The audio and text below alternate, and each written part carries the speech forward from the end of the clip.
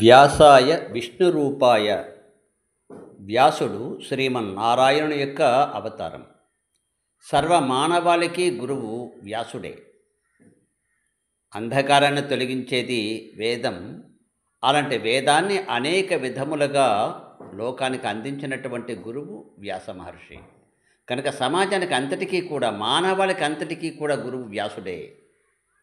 వ్యాసుని యొక్క, గురువు యొక్క అనుగ్రహం ఉంటేనే భగవద్ అనుగ్రహం లభిస్తుంది. వ్యాసుడు నారాయణుడే కనుక వ్యాసుని అనుగ్రహం ఉంటేనే భగవద్ అనుగ్రహం లభిస్తుంది. వేదము కూడా మనని అంగీకరిస్తుంది. కనుక మనం వైదికులం అనిపించుకోవాలి అంటే, భారతీయులం అనిపించుకోవాలంటే వ్యాసుడిని పూజించాలి. అదే మన సనాతన ధర్మం.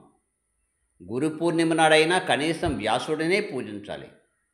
అంతేగాని గురు పూర్ణిమ నాడు మా ఇష్టమైనటువంటి ఎవరినో పూజిస్తాం, ఆయన గురువు ఈయన గురువు అనుకుంటే శ్రీరామ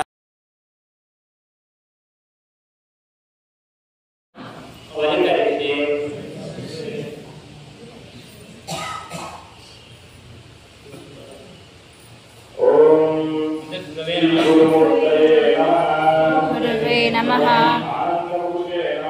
గురువే నమః. ఓం గురువే నమః. ఓం గురువే నమః. ఓం గురువే నమః. గురువే నమః. ఓం గురువే నమః. ఓం గురువే నమః.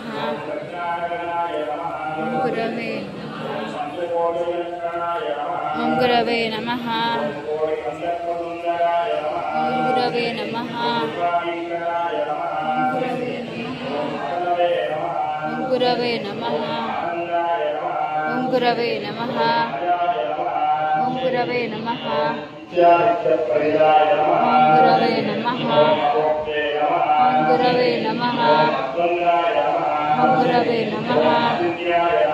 ఓం గురవే నమః. ఓం గురవే నమః.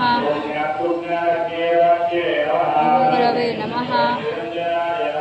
ఓం గురవే నమః. గురవే నమః. గురవే నమః. ఓం గురవే నమః. గురవే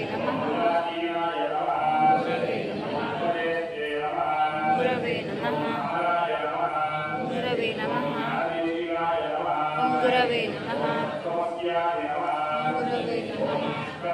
గురుదేవో మహేశ్వరః గురు సాక్షాత్ పరబ్రహ్మ తస్మై శ్రీ గురవే నమః.